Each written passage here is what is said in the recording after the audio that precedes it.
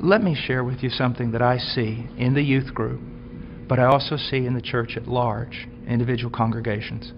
Because we have dumbed down the gospel, because we're not preaching the true gospel, and we are using carnal means to attract people.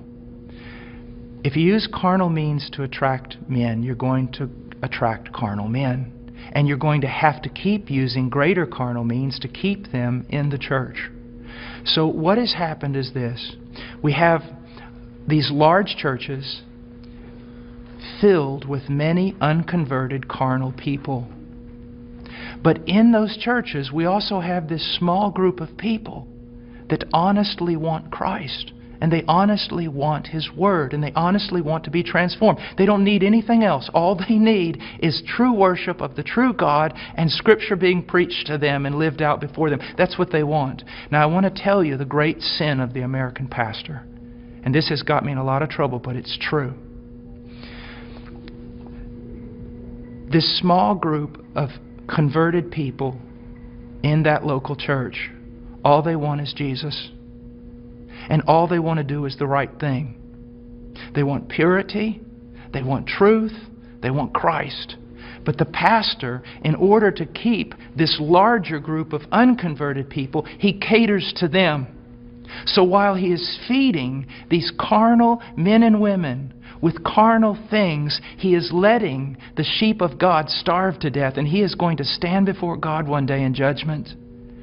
Listen, brother, if my wife was going grocery shopping, and when she was going out to her car, some men assailed her, attacked her brutally, and you walked by, and you did not want to get involved because you didn't want to cause trouble, you didn't want to put yourself in harm's way, you just wanted everything to go smooth.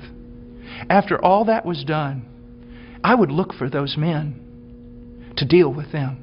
But I want you to know this, I'd look for you too. Because you had a chance to stand for my wife, my bride.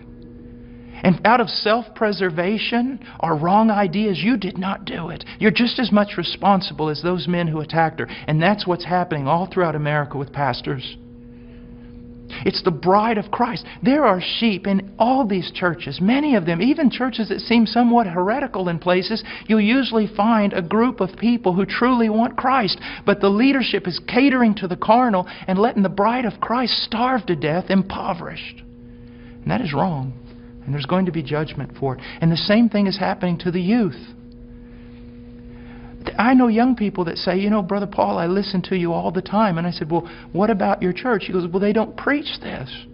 It's not what the other young people want. And so they give them what they want. I'm starving to death. A little child of God, it would be better that a millstone be tied around your neck than you cause this little one to stumble.